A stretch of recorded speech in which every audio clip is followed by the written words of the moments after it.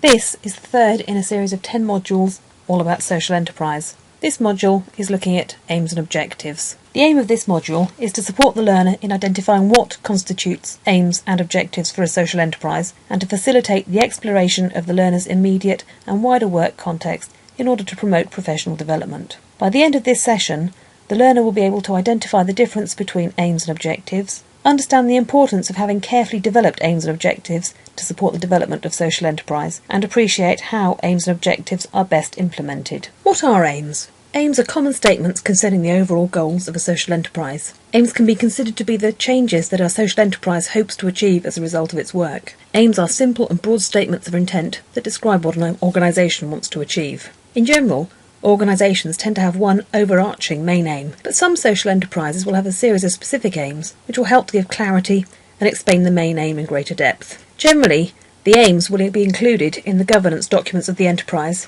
They may help to determine the legal form that the enterprise adopts and will support the whole business strategy. It is rare that the aim of a social enterprise will change and would almost certainly require a formal process if this were to happen. What are objectives? Objectives are the individual stages that social enterprises must go through to achieve their aims. Objectives can be considered to be the activities that an organisation undertakes and the services that they offer. Objectives are detailed and specific statements that describe what aspect of quality a social enterprise is going to measure to show that its aims have been met. Objectives will frequently form part of the business plan of a social enterprise. These may change on occasions to help ensure that the organisation is meeting its aims in the social, operating and trading environment that is present at the time. Effective social enterprises will ensure that they set objectives which are both effective and achievable, and will put in place methods to measure performance. Why are aims and objectives important in social enterprise?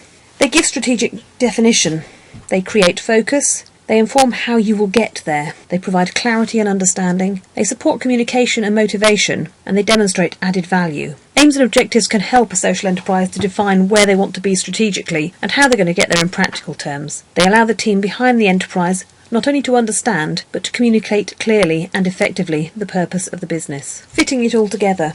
Aims and objectives are closely linked to the vision and mission of a social enterprise that was discussed further in detail in presentation 2 of this series. Whilst the vision is an inspirational statement and the mission is a practical statement which identifies how the enterprise will meet the vision, aims and objectives are often used more as practical statements about the business, and indeed, some enterprises keep these internal and use them only for management purposes. Equally, some enterprises will feel that their vision and aim are the same thing and do the same job. There should be no need to create 2 different statements if one will suffice, but it would be worth testing this idea with stakeholders to ensure that there is no misunderstanding about the enterprise, its purpose, and how it will achieve. Examples of aims and objectives.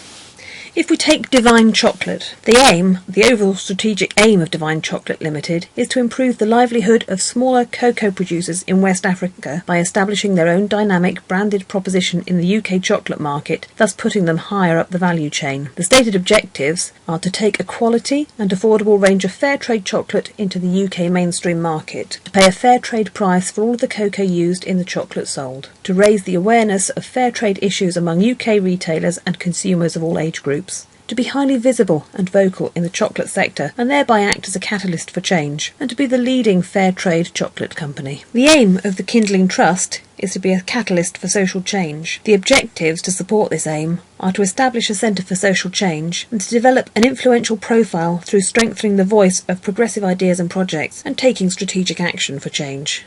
As an activity, identify the aims and objectives of the social enterprises that you found in Module 1 of this series. Creating aims and objectives. Ask the following questions to help you identify your aims. What does success look like for your enterprise? What are you trying to create, improve, or change? What bigger issues are you trying to address? What is the big problem that you are trying to solve? What are the business and financial aims for the enterprise? For objectives, ask what practical things can you do to make the aim happen? When will these happen? What are you going to offer? Services or products? Who will buy your offering? How are you going to know when change has happened? How are you going to make change happen? Can you measure your progress? How will you tell people about your achievements? Aims and objectives that are clear should be practical statements that will influence the enterprise both at strategic and operational level. They shouldn't be created in isolation, but should be tested with stakeholders, including staff, beneficiaries, customers, and key influencers. A small number of broad aims need to be supported by a range of more specific objectives defined over the short, medium, and long term. It is important to set objectives that are suitable, that address key issues and are able to deliver desired outcomes, that are feasible, that is achievable with potential organisational and system resources, and acceptable, with the support of those with the authority and influence to legitimise action. As an activity, identify the aims and objectives for your own enterprise. Measuring objectives. Good objectives should be SMART in order to ensure they are fit for purpose. By SMART, we mean specific.